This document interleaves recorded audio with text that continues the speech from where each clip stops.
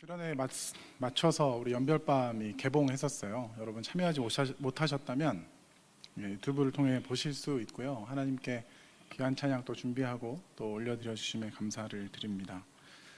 오늘은 광복절입니다. 뭐 어떤 의미가 있나요? 저와 여러분에게 큰 의미가 잘 없죠.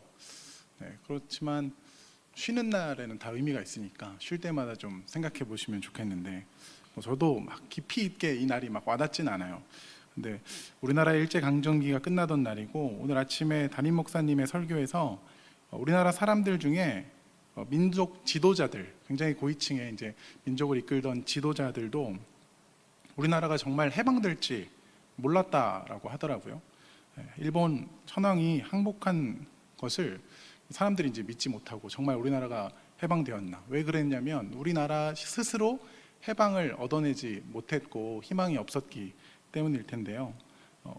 어쨌든 그래서 우리나라가 해방되었다라는 표현을 이제 하고 있는 거죠. 그리스도인인 저는 우리나라의 해방을 하나님이 하셨다라고 고백합니다. 여러분은 어떤 생각을 가지고 계실지 모르겠어요. 그 당시 상황들이 있었고 세계의 흐름들이 있었지만 그것 때문에 이 일이 일어났다라고 여러분들이 이해할 수도 있지만, 신앙인인 저는 하나님께서 우리나라를 일본으로부터 구원하셨다라고 생각합니다. 제가 지금 이 이야기를 드리는 것은 해방에 대해서 이렇게 생각하라라는 강요가 아니고, 여러분 어찌됐든 그리스도인은, 여러분 오늘 우리가 로마서 12장 읽잖아요. 이제 13장 읽으면 그리스도인과 국가에 대한 이야기가 나와요. 그러면 국가에 복종하라 이런 이야기 나오는데, 지금 있는 정권에 복종하라 하지 마라 이런 얘기를 하는 것이 아니라 하나님의 뜻 가운데 우리가 있음을 인정하고 그 다음에 우리가 어떤 일을 취해야 한다라는 것을 성경이 분명히 알려주고 있습니다. 먼저 첫 번째, 그리스도인은 나라를 향해서 불평하고 요구하는 데서만 그치면 안 되고 나라와 위정자들을 위해서 기도해야 합니다. 저와 여러분 그리스도인으로서, 이 땅을 살아가고 있는 그리스도인으로서 우리가 해야 할 일, 어떤 절기가 되고 광복절이든지 제헌절이든지 많은 우리나라 안에 있는 절기들이 있잖아요. 그때만이라도 나라를 위해 기도할 수 있는 저와 여러분이 되었으면 좋겠습니다. 기도의 제목은 무엇입니까?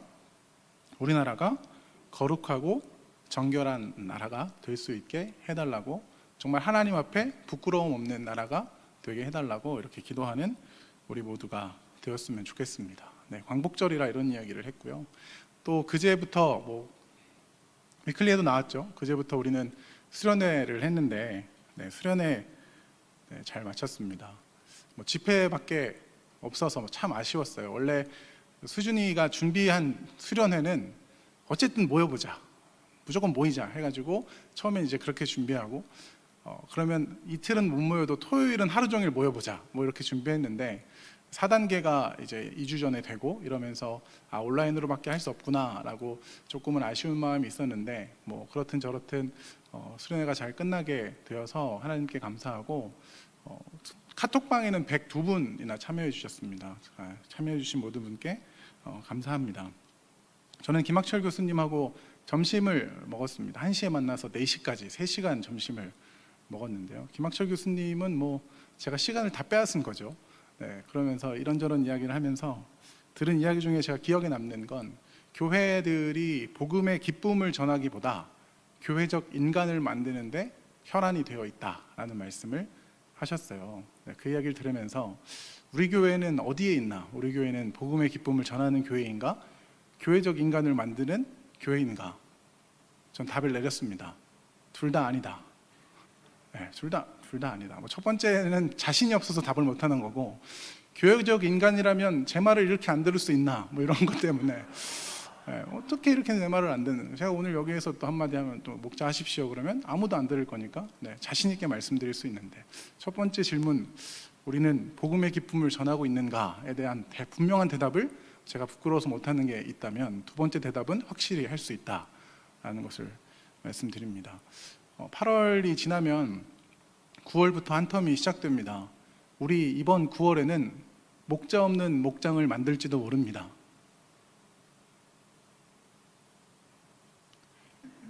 전혀 위기감이 안 느껴. 아무도 위기감을 느끼지 않. 네, 뭐 저도 그렇게 위기감이 느끼지 않아요. 목장이 없다고 해서 교회가 안 돌아가는 거 아니잖아요. 여러분 잘못했습니다. 안 돌아갑니다. 네, 목자 하십시오. 네, 목자 해주시면 좋겠고요. 서론이 좀 길었지만 이제 말씀에 대한 이야기를 좀 해볼까요? 방학 동안 우리는 하나님을 기쁘시게 하는 삶, 네, 이게 우리 주제인데 하나님의 기쁘시게 하는 삶은 무엇인가 함께 생각해보고 있습니다. 왜 우리는 하나님을 기쁘시게 해야 하는가? 먼저 이 질문에 대한 답을 내려야 하는데요. 그 질문에 대한 답은 하나님이 인간을 지은 목적에 있습니다. 인간의 제1되는 목적이 무엇이냐라는 이 질문에 대한 대답이 웨스터민스터 신앙고백이라고 있는데, 이 신앙고백서는 장로교가 갖고 있는 신앙 고백의 근간이에요. 네, 거기에 나와 있는 첫 번째 질문이기도 한데요. 사람의 제일 되는 목적이 무엇인가? 라는 것에 대한 대답이 하나님을 영화롭게 하고 그를 영원토록 즐거워하는 것이 인간의 목적이다. 하나님이 인간을 지으신 목적이 바로 거기에 있다라고 하기 때문에 우리는 하나님을 기쁘시게 해야 한다는 것이 우리의 사랑하는 이유이자 목적이라는 것이죠. 그러면 어떻게 하면 하나님을 영화롭게 할 수 있는가? 어떻게 하면 하나님을 기쁘시게 할 수 있는가? 어떻게 하면 하나님을 즐거워할 수 있는가라는 것에 대한 대답으로 지난 2번의 말씀을 나누었습니다. 잘 기억이 안 나시죠? 안 나시는 게 당연합니다. 저도 기억이 안 나서 더듬어 봤거든요. 네, 첫 번째 시간에는 히브리서 말씀을 읽었어요. 하나님을 영화롭게 하는 것은 그분이 보내신 그의 아들 예수 그리스도를 믿음으로 죄사함, 영단번에 죄사함을 받았다라는 것을 믿는 것이다 라고 우리는 첫 번째 시간에 배웠습니다. 예수 그리스도께서 우리를 자유케 하셨음을 믿는 것이 하나님을 기쁘시게 하는 삶이다 라는 것이 첫 번째입니다. 하나님은 우리에게 무엇을 먼저 해라 라고 말씀하시는 것이 아니라, 저와 여러분에게 내가 이것 하면 기뻐할 게가 아니라 하나님이 무엇을 하시고 너가 이것을 내 뜻으로 알아들으면 내가 기뻐할게, 이런 거거든요. 예수 그리스도를 이 땅 가운데 보내시고 이 예수 그리스도를 내가 보낸 이유를 너희가 믿음으로 바라볼 수 있는 것이 나를 기쁘게 하는 것이다 라고 말씀하셨죠. 첫 번째는 우리가 거기서 배웠고요. 지난 시간에는 요한복음 8장을 같이 읽었어요. 요한복음 8장에 그 가늠한 여인 사건이 나오고 예수님께서 그 가늠한 여인이 붙잡혀 온 현장에 있으시잖아요. 거기서 하신 말씀, 너희 중에 죄 있는 자가 먼저 치라 라고 말씀하시고, 그 여자를 고발하려고 왔던 모든 사람들이 다 그대로 돌아가고, 예수님께서는 가늠한 여인을, 그 당시 이제 가늠한 여인에 대한 벌이 사형이었거든요. 돌로 쳐 죽임을 당할 수 있는 그런 벌을 그냥 그 즉시 내릴 수 있었는데, 예수님께서는 그 사람을 그냥 돌려보내 주시죠. 그래서 나도 너를 정죄하지 않는다. 그러니 너도 가서 다시는 죄를 범치 말라. 요 내용이 궁금하시면 지난 시간 공부를 좀 되돌리셔서 요한복음 8장을 읽어보시면 그런 내용이 있거든요. 그 내용을 통해서 말하고자 하는 것이 무엇이냐면, 하나님을 기쁘시게 하는 삶의 출발은 우리가 그분께 무엇을 하기 전에 그분이 우리에게 무엇을 하셨는지를 알고 그가 하신 일, 즉 그 하나님의 은혜에 감격하는 것이다. 요게 감격하는 것이 하나님을 기쁘시게 하는 것의 출발이다라고 우리는 지난 시간에 같이 읽었습니다. 그러니까 하나님을 기쁘시게 하는 것은 하나님께서 하신 일을 아는 거예요.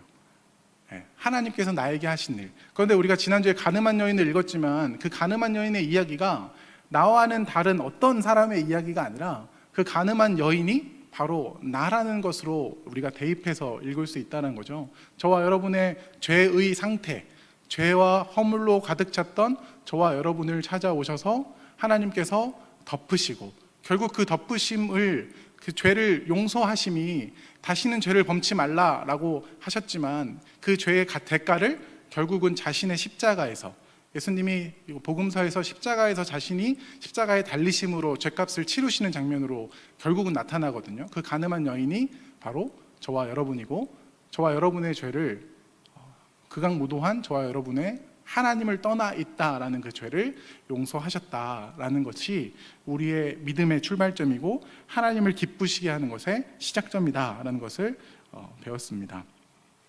우리는 이제 지난 수련회에서도 목사님, 김학철 목사님이 이제 그런 말씀 하셨는데요. 일상에서 누리는 구원, 이런 이야기, 혹시 참여 안 하셨다면 방법이 없습니다. 네, 저한테 짜투리로 그냥 듣는 거예요. 네, 일상에서 누리는 구원, 하나님을 누리는 것, 이것을 이제 구원이라고 그랬거든요. 이제 구원의 개념을 조금 이제 다르게는 아니고 새롭게 재해석한 것도 아니긴 한데, 우리가 계속 나누는 이야기인데 강사님을 통해 들으니까 새로운 이야기인 것 같죠. 뭐 강사님 깎아내리는 게 전혀 아니고요. 저도 새로워서 얘기하는 건데, 구원은 저 멀리 미래에 있는 어떤 구원이 아니라 오늘 나에게 주시는 하나님의 선물이고, 그 구원은 하나님을 누림에 있다라는 이야기를 했었는데, 그런 이야기 하셨어요. 사랑하는 이와 함께 노을을 보면서 상대를 누리는 것이 그것이 이제 사랑이고, 우리가 똑같이 하나님께서 나를 이 땅 가운데 보내신 것을 알고, 그 하나님이 나를 구원하신 것을 알고 이 땅 가운데 그 하나님을 누리고 사는 것이 구원이다라는 이야기를 했거든요. 구원이라는 이야기가 어떤 시기에 우리의 죽음 이후의 어떤 삶의 천국이라는 그 이미지로 끝나는 것이 아니고, 그 이미지를 가져와서 오늘 하나님과 나와의 연합 가운데 하나님을 누리고 사는 것을 이제 구원이라고 했는데, 궁극적으로 하나님을 기쁘시게 하는 것은 지난 설교 때 말씀하셨던 그 누림과 다르지 않습니다. 우리가 무엇을 함으로 하나님이 기뻐하시는 것이 아니라 하나님을 기뻐함으로 하나님이 기뻐하시는 거예요. 이게 말장난 같은데, 우리가 무엇을 하면 하나님이 기뻐하신다는 것이 아니라 우리가 하나님을 기뻐하면 그걸로 되는 거죠. 그런데 이전에 저와 여러분의 상태는 하나님을 기뻐할 수 없는 상태였다라는 겁니다. 하나님을 기뻐할 수 없던 저와 여러분 사이에 그 담을 그리스도께서 허무시는 거거든요.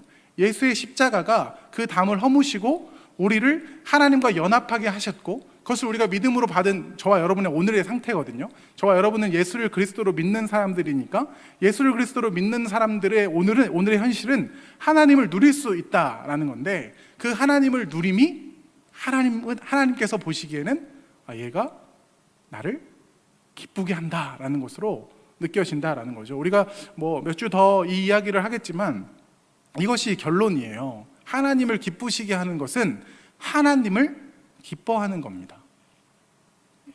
제가 여러분의 인생의 선배 아닙니까? 왜 선배냐? 전 딸이 둘이나 있잖아요. 제 딸이 저를 위해서 하는 모든 일은 제 재산에 도움이 되지 않습니다. 제 시간 분배에도 전혀 도움이 되지 않아요. 제 딸은 정말 쓰레기를 우리 딸이 듣고 있을 텐데 아니 뭐 매일 이런 걸 계속 만들어내요. 제 아까운 A4 용지를 가져가서 아빠를 그리겠다고 가져갑니다. 그리고 이제 막 그려와요. 닮았다. 근데 그 종이는 이제 제가 쓰고 싶은 용도랑은 전혀 상관없는 이야기가 되어버리거든요.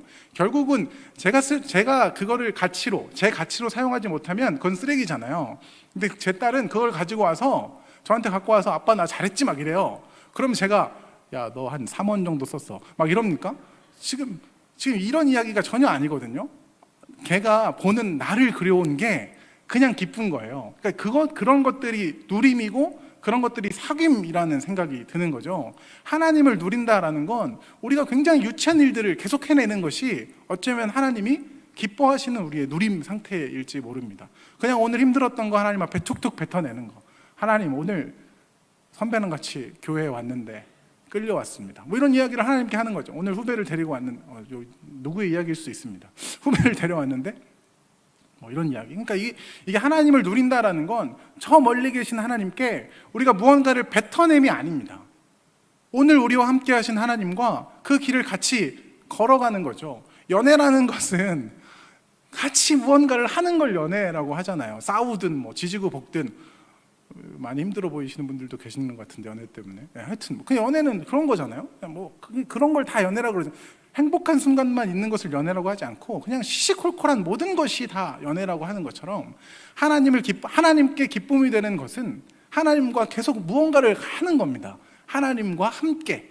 하나님 편에서 하나님은 이제 그런 것을 보고 얘가 나를 기뻐하는구나 라고 생각하는 거죠. 제가 착각일 수도 있지만 저희 딸이 저를 기뻐하는 것 같아요. 근데 반대로 저는 저희 딸을 진심으로 기뻐합니다. 저희 딸의 이야기는 잘 모르니까. 그런데 제가 하나님은 아니지만 제 자식과 하나님의 어떤 이런 비교 상태로 본다면, 저는 하나님이 저고 제가 제 자식이라면 저는 너무 흐뭇할 것 같아요. 사모님 문제가 아니고 나와 무언가를 하고 싶어하는 이 상태, 이게 원래 하나님이 우리를 만드신 상태입니다. 창세기 1장에서 하나님이 우리를 만드실 때 하나님이 자기 형상, 곧 하나님의 형상대로 사람을 창조하시고 남자 여자를 창조하시고 하나님의 그들에게 복을 주시며, 하나님이 제가 뭐를 얘기하는 거죠? 하나님의 모양과 하나님의 형상대로 만들어서 하나님과 교제하는 것이 하나님의 꿈인데, 아담과 하와가 그 하나님의 꿈을 저버리고 세상을 택했던 거잖아요. 그 상태가 우리에게 지속되었던 것이고, 그 상태를 그리스도 예수께서 막힌 담이라고 제가 말씀드렸던 그 상태를 깨시고 다시 하나님과 교제할 수 있는 자리로 만들어 놓으셨다라는 것, 예수를 그리스도를 믿는다라는 것이 이런 특권을 가지고 있는 거거든요. 예수를 주로 믿는다라는 것은 이제 나를 창조하신 하나님께 갈 수 있게 되었다, 그분과 교제할 수 있게 되었다, 이제 그분과 이런 이야기, 시시콜콜한 이야기를 할 수 있는 존재가 되었다라는 것을 이제 말하고 있는 거죠. 하나님을 기쁘시게 하는 삶은 그냥 뭐 그런 거예요. 그냥 일상을 살다, 뭐 이런 뭐 가볍고도 무거운 이야기인데, 일상이 얼마나 만만치 않습니까? 일상을 살면 여러분 일상을 생각하면 낭만적이에요? 휴가 생각하면 낭만적이에요. 근데 휴가 가면 또 일상 같아요. 이게 되게 아이러니인데, 또 휴가 가서도 다시 일상으로 돌아오니까 또 휴가도 또 이게 희한하잖아요. 사람 마음이라는 게 만만치 않은데, 일상이 뭐 막 낙원이 펼쳐지는 이런 게 아니거든요. 그냥 매일매일 뭐 정말 지지고 볶고 투닥투닥하면서 하루하루를 살아가는데, 거기 하나님이 계시고 하나님과 함께하면 우리는 하나님을 기뻐한다라고 하나님께 인정받을지 모릅니다라고 끝내면 아니고요. 받을 수 있습니다. 우리는 그렇게 하나님을 기쁘시게 살아가는 존재로 살아가야 되는데요. 오늘 로마서 12장에서는 무슨 이야기를 하냐면 영적 예배를 드리는 이야기를 합니다. 그러니까 예배를 드리는 것이 우리의 목적이에요. 결국은 하나님을 기쁘시게 하는 삶은 하나님을 누리는 건데, 하나님을 누린다라는 다른 말이 예배하다라는 거거든요. 예배하다라고 하니까 위아래 개념이 확실히 있으니까, 원래 우리는 그러니까 몇 가지, 하나님과 우리의 관계 표현이 몇 가지가 있는데, 그러니까 주종 관계가 있어요. 예배는 약간 주종 관계에서 드려지고, 근데 예수님은 우리를 친구까지 옆으로 이렇게 올려놓으시죠. 그리고 예수님과 우리는 형제가 됩니다. 하나님이 아버지고 예수님은 맏아들이고, 우리 전부는 그에 속한 그 학렬의 이제 사람들이 쭉 되거든요. 이게 우리의 족보인데, 저와 여러분의 족보예요. 어쨌든 그런데 이 예배라는 것, 저와 여러분이 삶을 살아가면서 하나님을 누린다라는 것이 어려운 말이 아니라 이게 예배입니다. 그 삶이, 일상이 예배가 되어야 한다, 이 삶을 누리다, 뭐 이런 모든 것이 다 같은 말이거든요. 예배를 한다고 하니까 형식을 갖추어야 하고 격식을 갖추어야 하며, 무언가 예배당에 앉아서 무언가를 해야 되는 것처럼 이것이 교회적 인간인 건가요? 근데 저와 여러분 이렇게 생각 안 하잖아요. 교회라는 것이, 교회 당이 이 건물이 아니고 나다라는 것을 우리가 다 동의하니까, 그러니까 교회는 뭐 하는 곳이냐고 했을 때 첫째가 예배하는 곳이니까, 저와 여러분이 예배다라고 하면 우리는 뭘 하는 사람이냐라고 하면 예배하는 사람들이잖아요. 예배하는 사람. 그럼 그 예배는 어떻게 드려지는가라는 것을 이 12장, 그러니까 결국은 하나님을 어떻게 누릴 수 있는가라고 다시 우리가 이 12장을 읽을 수 있는 거죠. 1절에 이렇게 말합니다. 그러므로 형제들아, 내가 하나님의 모든 자비하심으로 너희를 권하노니. 이렇게 이야기하는데, 왜 하나님의 자비하심으로 권하냐면 이전에 하나님의 자비의 베풀어 주심이 있다라는 거죠. 우리가 예배를 드리는 이유 첫 번째, 여러분 예배를 왜 드립니까? 라고 했을 때 구원받기 위해 드립니다 그러면 한 2점짜리 답입니다. 아니에요. 빵점일지도 몰라요. 구원받기 위해 예배드리면 여러분 여기나 뭐 다른 종교 어디나 다 똑같아요. 구원받기 위해 예배하면 여러분 안에 하나님을 무서워하는 두려움만 가득 차 있는 겁니다. 그 상태에서는 하나님을 누릴 수 없어요. 여기에서 이야기하는, 제가 무슨 이야기 하다 말았죠? 네. 우리가 구원받기 위해 예배한다는 이 답은 완전히 빵점이고요. 구원받았기 때문에 예배한다는 말이 정확히 맞습니다. 우리는 하나님의 자비하심으로 너희를 권한다라고 했을 때 하나님이 하신 일이 우리에게 베푸신 자비라는 거죠. 하나님이 그리스도를 우리 가운데 보내시고 죽을 수밖에 없는 우리를 위해 하나님 자신이신 예수님, 그러니까 아버지와 아들이 같은, 이게 어떻게 보면 어려운데 하여튼 같은 분이 동일 본질이신 하나님이 우리 가운데 오셔서 죽으셨다라는 그 일 때문에 그 일을 하나님의 자비하심이라고 이제 표현하는 겁니다. 그러니까 저와 여러분, 구원받은 저와 여러분은 예배를 드려야 합니다. 이렇게 이해하면 되는 거예요. 구원받았기 때문에 하나님이 우리를 일상이라는 그 예배로 초대하셨기 때문에 우리는 이런 삶으로 나아가야 한다라고 하는데, 뒤에 보면 너희 몸을 하나님이 기뻐하시는 거룩한 산 제물로 드리라. 이는 너희가 드릴 영적 예배니라. 이렇게 이야기합니다. 자, 이 로마서 12장 1절과 2절 여러분 수련회 가서 밥 먹으려면 외워봤을 수 있어요. 그렇죠? 자, 외워보세요. 네, 다 외우잖아요. 네, 못 외우신 분 오늘 집에 가서 외우면 되죠. 외우면 돼요. 외우면 저녁에 제가 아닙니다. 거짓말이에요. 네, 외우세요. 1절, 2절. 자, 여기서 이제 영적 예배라는 표현이 있어요. 근데 이 표현이 되게 재밌는 게 뭐냐면 너희 몸을 하나님이 기뻐하시는 거룩한 산 제물로 드리라. 이는 너희가 드릴 영적 예배니라. 몸을 드리는 게 영적 예배라는 표현을 결국 하는 거잖아요. 이해되세요? 영적인 것은 육적인 것을 벗어날 때 무언가 영적인 것 같잖아요.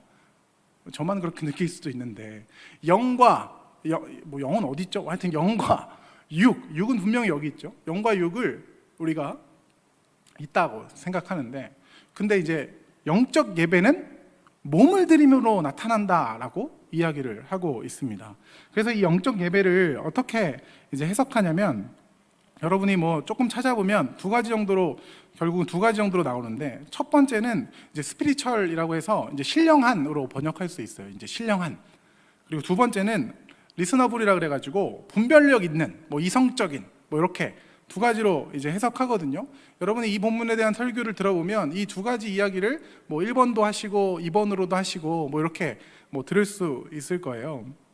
그런데 이제 첫 번째, 이제 신령한이라고 했을 때에 무언가 이제 몸에서 벗어난 이렇게 생각하는 것보다는 생각과 마음의 예배라고 우리가 번역할 수 있어요. 생각과 마음의 예배를 드려라라고 번역할 수 있는데, 이 신령한 했을 때에 우리가 간과할 수 있는 것은 몸이 없다라고 생각할 수 있기 때문에 신령한도 뭔가 부족하고, 두 번째 이성적인 합리적인 예배라고 번역했을 때는 뭐가 부족하냐면, 죄 아래에 있는 인간은 하나님 앞에 이성적인 것이 아닙니다. 그러니까 하나님을 뺀 것이 이성이라고 이해할 수 있기 때문에 이해가 되세요? 그러니까 우리가 이성이라고 할 때 역사가 흘러오면서 이성이라는 생각은 하나님을 빼버리고 시작했거든요. 이성이라고 했을 때, 지성이라고 했을 때 신을 제외하고 이성이라는 것을 시작했다라고 여겨지기 때문에, 이성하면 하나님 없는 이성이 되어버리기 때문에 여기서 합리적인이라고 말을 하면 하나님 없는 합리적인이라고 해서 두 가지 다 무언가 약점들이 있는 거죠. 그래서 이 1번과 2번을 좀 더 이렇게 합쳐서 두 개를 다 생각하는 것이 이 예배에서 영적 예배를 이해하는 데 중요한 포인트일 것 같은데, 왜 이런 이야기가 나오냐면 영적 예배라고 하면서 몸을 드리라고 하기 때문입니다. 영적인 것인데 몸이 들어가야 하기 때문에 제가 이렇게 장황하고 어쩌면 길게 설명을 드리는 거죠. 그래서 이제 제가 선택한 이 영적 예배의 번역은 이제 참된 예배입니다. 우리의 참된 예배는 우리의 몸을 드리는 것이다. 그러니까 우리가 하나님께 누리는 것은 참된 예배를 드릴 때 이 일들이 일어날 수 있다. 참된 예배를 드릴 때 하나님이 기뻐하시고, 하나님을 기쁘시게 하는 것은 결국 우리를 살리는 것이고 그런 것이라고 말할 수 있는 거죠. 그것과 이제 더불어서 그러면 참된 예배는 어떤 예배가 참된 것인가를 이제 로마서를 쭉 읽다 보니까 이 1절부터 저희가 오늘 8절까지 있는데 이 1절 안에 2절이 들어가는 건지 1절과 2절이 병렬인 건지 1절과 그러니까 병렬이라는 게 뭐냐면 1절 끝 또 2절 뭐 이런 건지 굉장히 난해하고 어렵더라고요. 근데 저는 어떻게 이 본문을 해석하냐면 영적 예배 안에 그럼 무엇이 영적 예배인가라고 이제 쭉 한번 설명해 보려고 합니다. 그래서 영적 예배가 무엇이냐고 했을 때 2절 첫 번째입니다. 너희는 이 세대를 본받지 말라라고 이야기하는 거죠. 이 세대를 본받지 말라라고 했을 때 뭐 세대 좀 더 쉽게 하면 이제 세상인데요. 저와 여러분이 살고 있는 이 세상을 본받지 말라라고 합니다. 여기서의 세상은 하나님과 구별되어 떨어져 나온 상태를 말하는 거예요. 하나님 없는 세상을 말하는 겁니다. 저와 여러분은 참된 예배를 드려서 하나님의 기쁨이 되고자 하는, 하나님을 기쁘시게 하고자 하는 저와 여러분의 삶은 이 세대를 본받지 않는 삶이 되어야 한다라는 거죠. 이 세상은 어떻습니까? 요즘 여러분 어떤 세상에 살고 있어요? 뭐 우리 강사 목사님도 오셔서 그런 이야기 하셨죠. 요즘 뭐 부동산과 학벌 이런 세상이 되어버렸다. 저희 청년들도 그런 생각하는지 모르겠는데 돈 크게 벌어서 빨리 은퇴하고 싶다. 뭐 이런 생각 해보셨어요? 경제적 자유를 누려서 나는 이제 일은 뭐 누가 하고 나는 이제 놀고 싶다. 네, 저도 그러고 싶습니다. 여기서 끝내면 안 되겠죠? 근데 제가 그러고 싶은 것은 세상에 물들어서 그런 겁니다. 제가 그런 이야기를 자꾸 들어서 그런 거예요. 그게 옳지 않다라고 성경은 이야기하거든요. 사람이 살아가는 것은 결국 삶이 뭐냐면 하나님을 누리는 거거든요. 근데 우리가 하나님을 누림에 초점이 있는 것이 아니라 경제적 자유에 초점이 있어요. 그럼 이걸 틀렸다고 하는 거예요. 하나님을 누리는데 경제적 자유가 필요한 건 이건 틀리지 않습니다. 이게 애매한데요. 우리가 돈을 많이 버는 이유와 목적이 잘 생각해 보세요. 하나님을 위해서 돈을 벌면 여러분 틀리지 않아요. 근데 하나님을 위해 돈 버는 사람은 99명 없습니다. 없어요. 나의 경제적 자유를 위해, 누구보다 좀 더 평안하고 안락한 삶을 위해, 어쩌면 누군가에게 오늘 인스타 페이지에 올려줄 사진을 위해 여러분은 좋은 집에 살아야 하는 사람일지 몰라요. 이 세대를 본받지 말라는 것은 우리는 하나님을 누리며 하나님과 함께 살아가야 하는 인생이기에 무언가가 없어도 좀 결핍이 있어도 감사할 수 있는 사람이 되는 것이 우리의 목적이지, 무언가가 채워진 것을 가지고 그 채워짐으로 만족하고 누군가에게 군림하는 것, 이것이 이제 세상이잖아요. 그런 것이 우리의 이유와 목적이, 우리의 삶의 이유와 목적이 아니다. 그것은 참된 예배가 아니다. 그것은 하나님이 기뻐하시는 것이 아니다. 사는 것이 아니다. 결국은 사는 것이 아니다거든요. 사람이 하나님의 목적대로 살아가지 않는 것을 성경은 죽었다라고 표현합니다. 그래서 믿지 않는 밖에 있는 사람들을 죽었다라고 표현하는 겁니다. 믿지 않는 사람들을 밖에 우리가 나가가지고 당신은 죽었습니다. 근데 미친 소리거든요. 그런데 성경은 분명하게 그리스도 안에 없는 사람들을 죽었다 그래요. 왜 그러냐면 목적대로 살지 않기 때문에 죽었다라고 하는 겁니다. 여기 컵이 있잖아요. 컵이 있어요. 컵이 있는데 컵은 물을 담는 목적이에요. 물이든 뭐 음료수든 무언가를 담는 목적입니다. 이걸 가지고 망치질을 하면 할 수 있겠죠? 죽은 겁니다. 목적이 목적대로 사용되지 않으면 죽은 거예요. 꽃은 밖에서 그냥 그렇게 피었다가 가만히 서서 그렇게 피었다 그렇게 죽잖아요. 그것은 그 목적을 다한 거거든요. 사람 된 저와 여러분의 인간의 목적은 성경에서 그러잖아요. 하나님을 기뻐하는 것이다 라고 목적을 했는데 우리가 이 세상을 본받게 되면 그런 것이 안중에 없어져요. 뭐 다들 그렇게 사니까 다들 뭐 학벌을 위해서 가질 것을 위해서 돈을 위해서 그렇게 사니까 더 넓은 집과 좋은 차와 요즘 뭐 유튜브 들어가면 정말 호화롭게 사는 사람들을 우리가 동경할 수 있게 해놓은 것 같은데 저와 여러분의 삶의 목적은 거기에 있지 않습니다.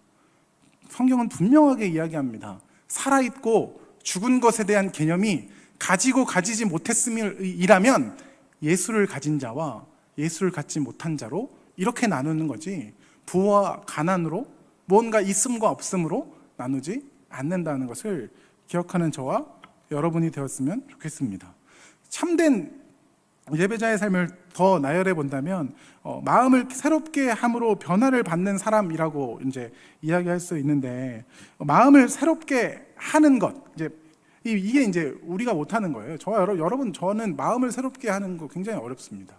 여러분, 우리가 이 마음을 새롭게 하는 것이 어렵다라는 걸 느끼는 것은 어떤 때 느끼냐면, 누군가를 좋아해요. 잊어야지. 잊혀집니까? 저만 안 될 수도 있어요. 이게 누군가를 좋아하면 마음이 내 몸에서 밖으로 뛰쳐나가가지고 그 사람한테 가 있잖아요. 이게 마음을 내 마음대로 할 수 없어요. 이 마음이라는 게 굉장히 신기한데, 마음은 내 거이면서도 내 게 아닙니다. 정말 아니에요. 내 마음대로 돌아다녀요. 그렇잖아요. 좋아하고 싶어서 좋아하는 게 아니라 눈 감았다 뜨니 그 사람이 좋은 거잖아요. 연애를 좀 하십시오. 네, 이런 거 같이 누려봐야 또 이렇게 공감도 하고 그런데, 하여튼 그런 거잖아요.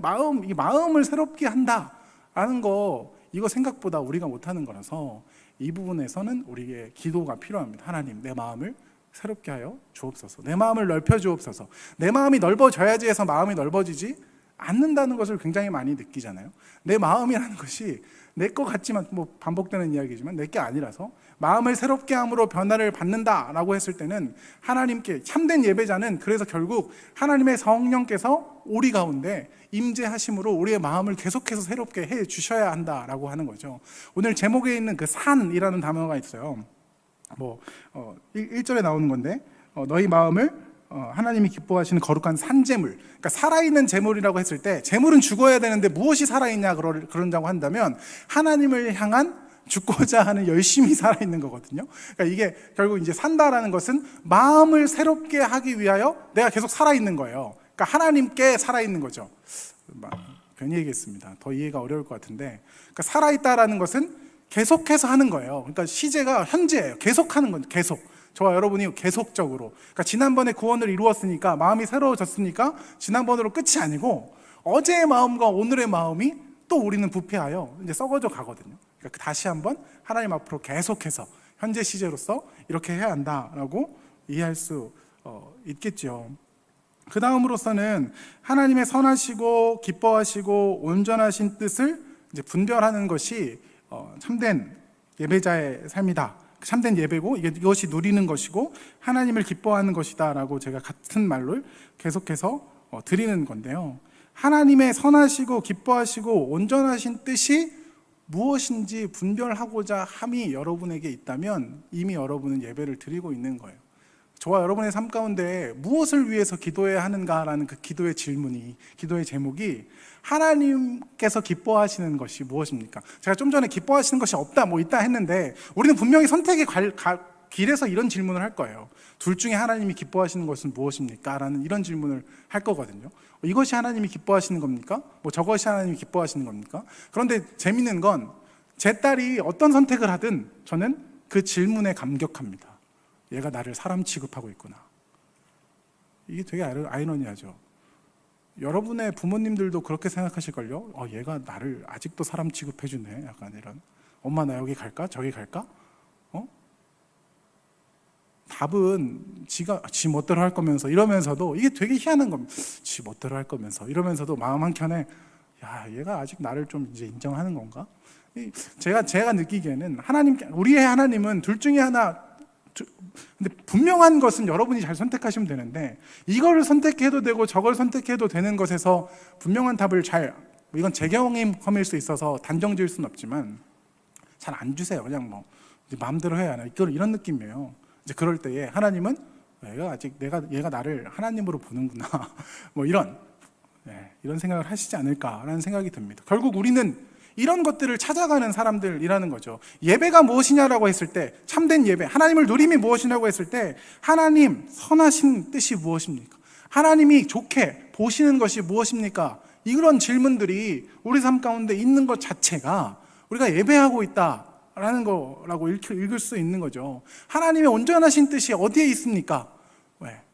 이런 것들을 우리가 묻는 것 자체. 그러니까 지금 제가 1절과 2절을 쭉 읽었는데, 이 모든 것이 우리가 사는 것, 하나님이 기뻐하시는 것이고 우리가 하나님을 누리는 것이고 그런 삶을 살아가는 것을 바울이 권면하고 있다라고 말하고 있습니다.